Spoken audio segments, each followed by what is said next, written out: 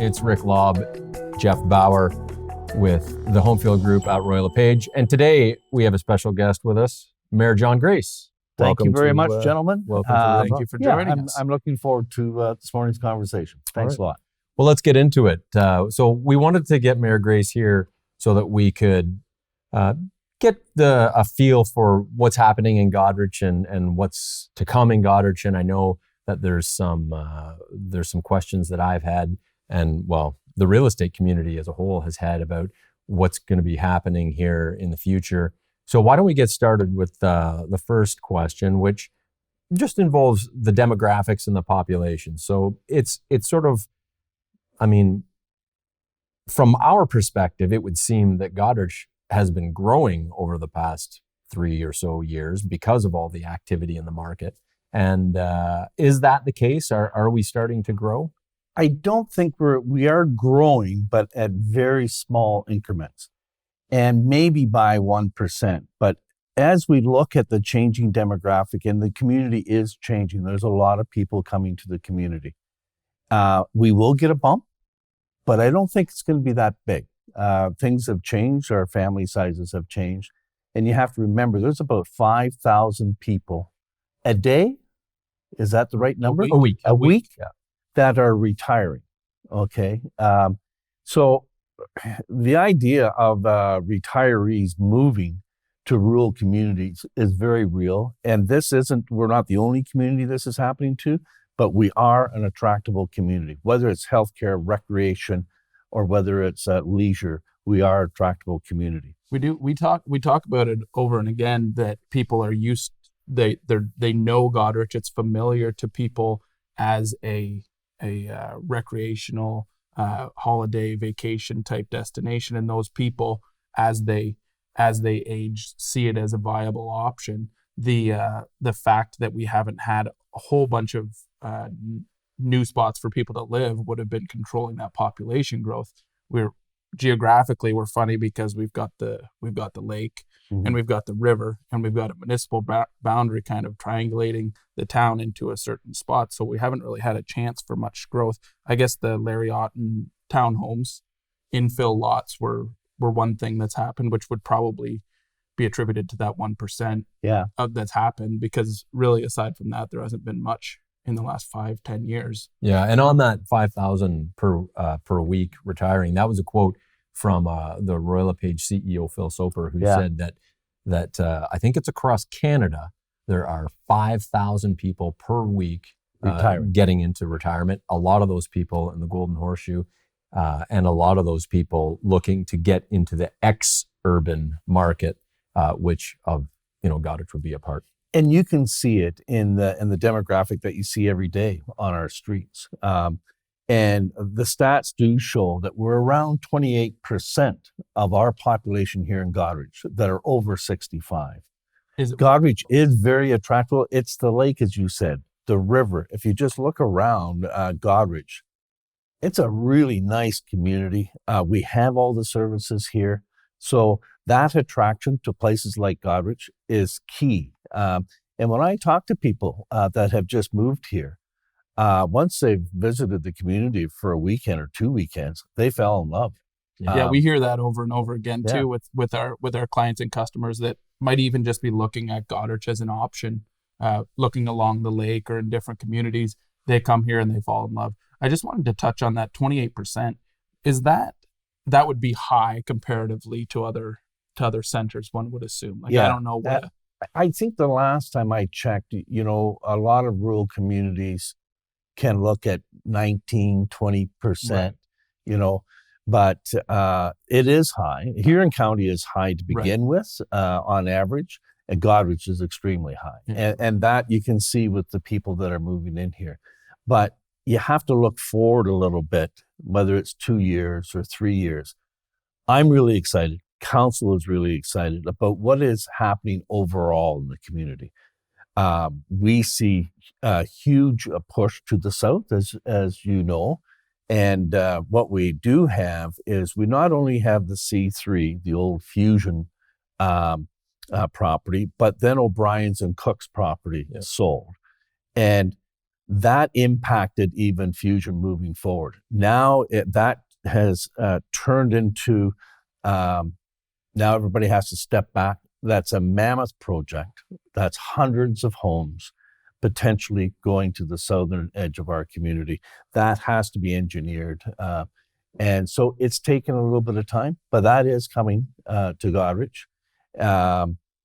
Not in 6 months or maybe not in a year, but soon. And it's huge. It's a game changer for our community. And on that note, so there would be speculation then if you had that south end development that had, let's say, 400 or 500 homes, and obviously those wouldn't come onto the market all at once, but they would come on quickly.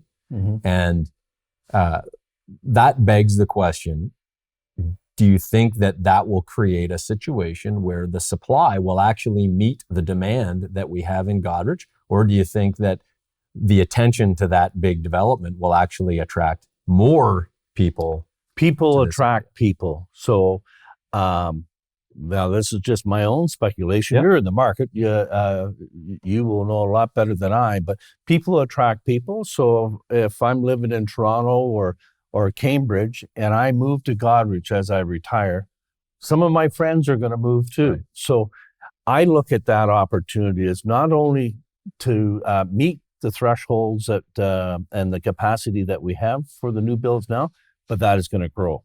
Well, and that goes back to what I was saying about people looking at different communities too. If somebody comes to Goderich today and there's 5 houses for sale in Goderich, they may very well find one in Stratford or Bayfield or Goderich or wherever. And, we've got listeners and followers around here in county and Perth County and abroad. But the fact that people can come here and see, yes, there's going to be a couple hundred houses in the near future, near in air quotes, but that possibility feeds into people's plans because people are making these plans a few years in advance too. So if they know Goderich is going to be the destination and they know there's going to be some housing, then they can kind of start planning that move from Waterloo or Guelph or wherever they're coming from. Yeah. And what does, when that happens, and I'm feeling very positive and enthusiastic that it will happen, how does that change our community? Is the question. And it will, because there will be a lot more people. Will that change the demographics again? And how do we meet those challenges moving forward? And how do we keep that 28% from becoming 35%? Because I think that once that number gets over a certain amount, a community becomes less and less desirable for the younger people. Yeah. So people in a younger demographic, when all they see is people that have a different lifestyle and look different, it's. I don't even think it's attractive. I don't even think it's attractable for the retirees when it goes over 30 and 35%, because a lot of people my age, so I'm 62, really connect with the same social networks and things that are happening in the communities as the 35-year-old. Well, I've seen, I see you at Square Brew, I see at the Legion, those things. That's what the small community is all about, right? And you're right. Once it gets now you're mentioning two. He just mentioned two places to have alcohol. Yeah, I know. I was going to say, what are you trying to say, Jeff? Nothing. You can do other things at the Legion, just drink alcohol. Darts. But you know what I mean? We like similar things as the 35-year-old, whether it's cafes or any of that kind of stuff. And we have some really neat markets and lots of things to do at the waterfront. Yeah. So the things that the new retirees want to do, the new 35-year-olds are doing. So it's one of the same as far as I'm concerned. And it's not healthy to have such a concentration of one demographic. Yeah, I agree. Yeah. We need families, but we also need that young talent to run our businesses and to be on the forefront of today's economy. Yeah. Not 20 years ago, but today's economy. And make those things that make the community fun. Yeah. Like the cafes and the breweries and those things. Absolutely. Now, let's switch gears a little bit and talk about something that we already touched on a little bit, the beach, the shoreline, that sort of thing, because that's a lot of people's first introduction to the town and what makes people fall in love with this town sometimes, right? Yeah, It absolutely is. And, unfortunately last year, because of the high water and because of the high winds, we already knew that we had some damage that we needed to repair in behind the water plant.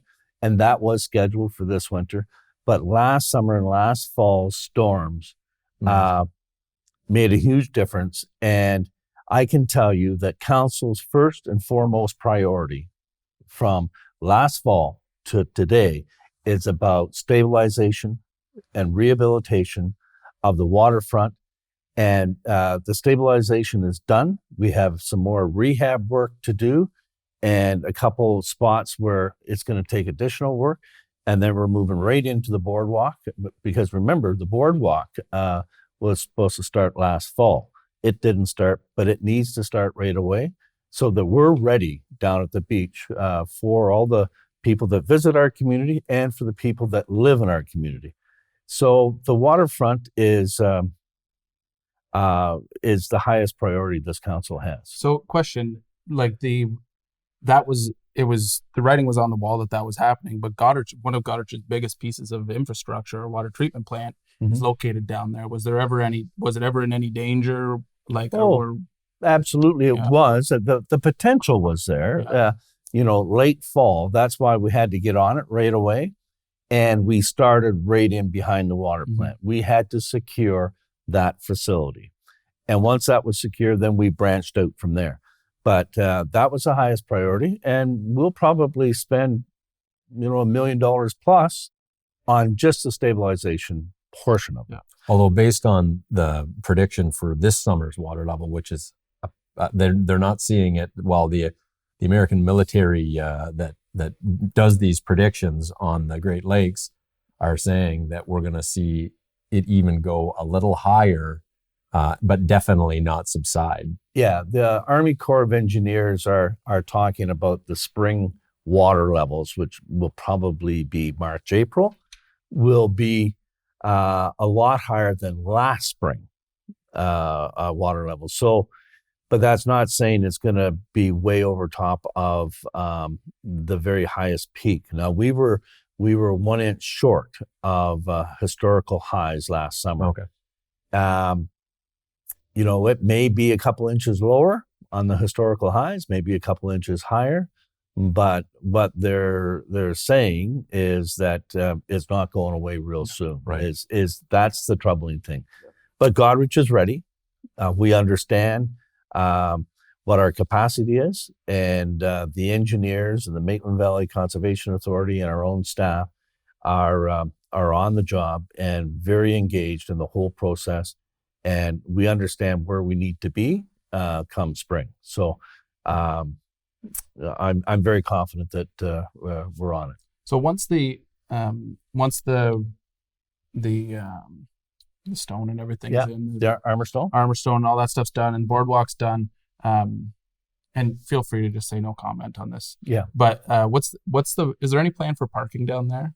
Because I know that's like a local scuttlebutt type question. Yeah. If you cared to comment, that would. Yeah, we're looking at options now, and we have to. I think in the last 10 years we've operated the beach, if I could say it that way, and in the last 3 years or 4 years that it's become extremely busy on weekends and sometimes during the week. Now we have to turn our focus to not operating it, but now we need to manage it. Right. We have a lot of people down there. We have up to a couple weekends, 800 cars parked down there on a Saturday or Sunday and flowing in and out. So we're working hard now to step back, look at all our bylaws, look at options on parking, and look at operational models of how to manage that asset now instead of just going down and cleaning the washrooms and picking up the garbage and stuff. We have to have a concentrated plan now on how to manage it, and that includes enforcement. We've never had to really heavily enforce bylaws and stuff like that. We have to do that now. Yeah. So The there are gonna, popularity of the beach has just grown to a level.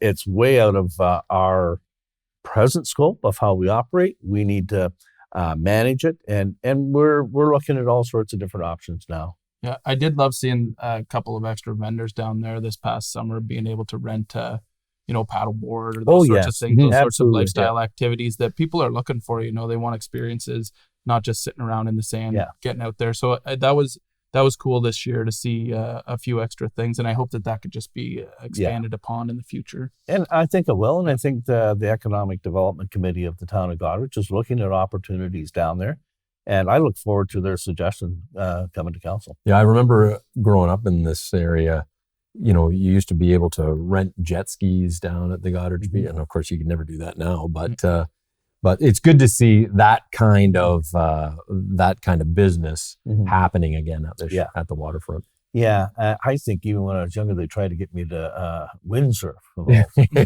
that was very challenging. Yeah, I would have paid money to see that. Yeah. I'd pay a lot of money to see it. Yeah, that's right. Yeah. You would have paid even to see it back then. Here's a lesson in physics. Yeah. But the beach can be a very exciting place for not only the visitors coming to Goderich, but our own community. Absolutely. When you see it down there on July 1st, for the fireworks or piping down the sun, that place is very busy, and it needs to be ours. We need to own that. Once we even get the boardwalk finished up, there's going to be a lot of mess to clean up. Yeah. I mean, they had to build roads across lawns down there, across some of the green space in order to bring the rocks in. Right.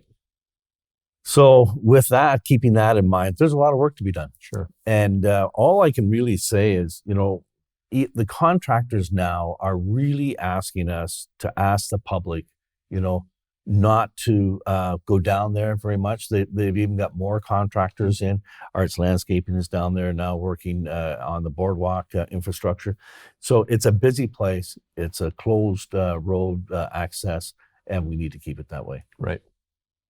One of the questions I'm sure lots of residents in Goderich will be down on Hamilton Street right now. There's the new insurance building that's almost it's up and underway. The West Wawanosh Insurance Building. We've mentioned it before, and we've also mentioned the lot beside the Royal LePage office, which is on Hamilton Street, and it's got the big yellow fencing around it now. So I just was in receipt of a letter from the town of Goderich, because we are a neighbor, that they're looking for some zoning amendment to allow, and finally, I think this is public knowledge now that there's a letter out that is meant to be a 6-story, 70-unit residential building. Correct. Will there be any commercial main floor? I believe there's going to be some commercial on the bottom floor. So there'll be some rental units? Yeah, on the street level. Okay. That'll be commercial retail. But that is really going to impact, the downtown and the local business community. If you can imagine 70 new residents in the downtown core, it's game changer. That's another game changer. That's really, and we need some intensification in the downtown to make that punch, make that impact. Downtowns across Ontario, especially rural Ontario, are struggling. Absolutely, yeah. And we see it everywhere. And that is coming forward fairly quickly. I believe they're going to be in front of the Heritage Committee this week. And I know for sure what you're talking about, some of the amendments or some of the rezoning applications will be coming before council on February 18th. So that project is moving along fairly quickly. I don't believe they started the environmental yet, but I think that'll start on timely fashion. On the topic of further development, is there something happening out at the airport that is connected to the town of Goderich that's upcoming? The airport question is a big question. It's a little bit complicated because the Goderich Airport is actually in the municipality of ACW, but owned by the town of Goderich. And council has just approved the development of a task force to look at opportunities for the airport. On the task force, you'll have the warden, myself, and the mayor of ACW, Glenn McNeil, Taylor Lambert, who is a local airport enthusiast and pilot and retired businessman that is located right here in Goderich, and the chair of the Huron County Economic Development Board, John Marshall. The five of us will be looking at the airport going forward. What is the growth potential? This is all about growing the Goderich Airport. This is what it's all about. And airports in general, in rural communities, are also challenged. But I think we have a gem of an asset. Well, I live out near Yeah. the airport, Mhm. and I can attest to the amount of plane traffic that I see flying over my house, Yeah. which is way more than I would have ever imagined. Yes. It's busier. I think it's a busier place Yeah. than people actually know. Yeah, and I think it's a lot busier. We'd have to look at the numbers, but we're going to get right at it. This is a task force that's going to be either 3 or 6 months long, but we're really going to drill down and see what the potential is moving forward. It's a long strip. There are lots of opportunities, and more people are looking for that convenient travel. Yeah. Try the 401. Yeah. It's brutal. I just heard this morning that they're anticipating on the 401 an increase in traffic over the next 10 years of 100%. Which Can you is not imagine? possible. So No. just when you were mentioning the makeup of that task force, sounds amazing. Mhm. And I think it's a real testament to the fact that that airport, although, Goderich, it's the Goderich Airport, we lease the land from ACW, right? No, we own the land. Oh, we own the land, but it's But surrounded by in ACW. Yeah, Yeah. and we pay taxes to Yeah. ACW. But what I was going to say is that it really is a regional, this Absolutely. is an airport that's a Goderich airport, but it can service the region, and it could really be a gem for the county. And look at it. It affects all our economies, the county, ACW, and Goderich. It affects the recreation and leisure for pilots in all three.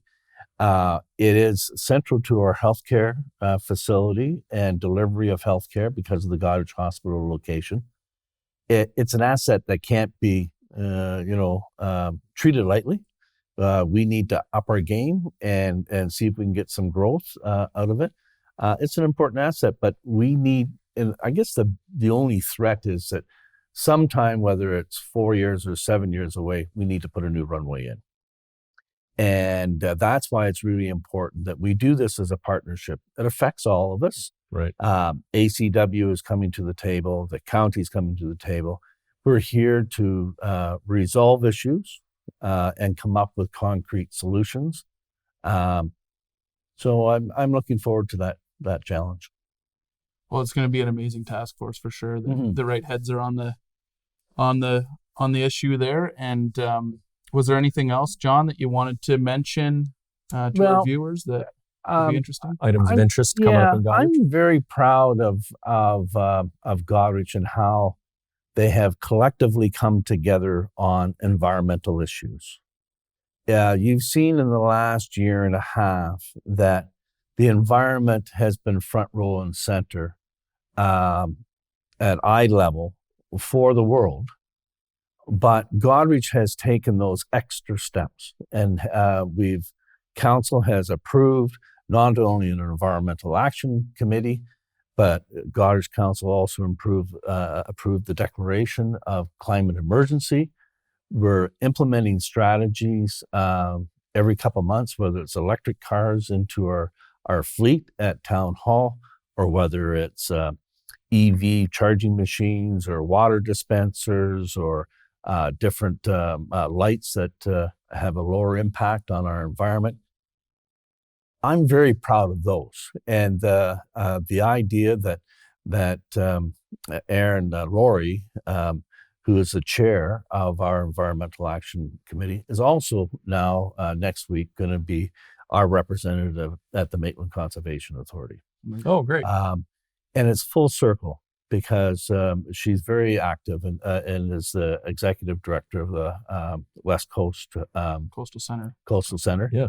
So it is a full circle for her, and we're being represented really well. And Goderich Town Council has made a a real strong point and message that the environment in Goderich is number one, and we are going to carry our share of the load. And I think that's pretty important. Yeah. And when you declare an emergency like that, it just refocuses the decisions that council is making, and it just keeps that lens of the environment in every decision that's made, and it's hugely important. Yeah, and you're right. It's about making decisions through an environmental lens. It's okay to talk about this stuff, but we've put it to action now. And we will work with the federal government. FCM puts out different models and tools in which we can use to measure our impact. We've also passed a motion to work with Goderich Port Management Corporation in the Green Marine Initiative. So now we're not only doing this stuff on the Environmental Action Committee, we've now got business involved, and we've got the harbor itself and the users of the harbor to start focusing how we use the harbor and how do we impact the water. And so that initiative is coming on probably within the next couple months. It's already passed. So if it's anything to do with the environment, I think we've done a very good job of bringing that into focus. Excellent. Well, that's great. I just have one last question for Mayor John Grace. Do you prefer cats or dogs? Another one of these trick questions from Jeff. No comment. Well, thank you, Mayor Grace, for joining us. I love them all. Yeah. Thank you, Mayor Grace, for joining us. This has been Real Talk with Homefield Group and John Grace, Mayor of Goderich. I thank you very much. Thank you, gentlemen. It's been a pleasure.